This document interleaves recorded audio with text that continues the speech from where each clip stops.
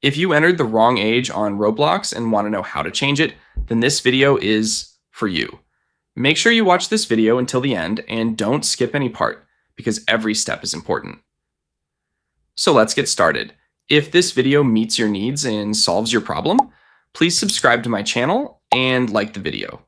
To get started, open the Roblox website and sign into your account.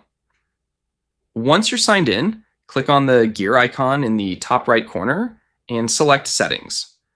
From the left sidebar, click on Account Info. Now find the birthday section and click on the Edit option if it's available. If Roblox allows you to change your birthday, select the correct date and save the changes. For some accounts, Roblox may require age verification before allowing certain birthday changes. If you're asked to verify your age, follow the official instructions shown on the screen.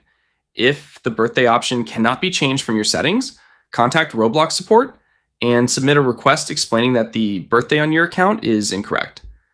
Roblox may ask for information to verify the account before making any changes.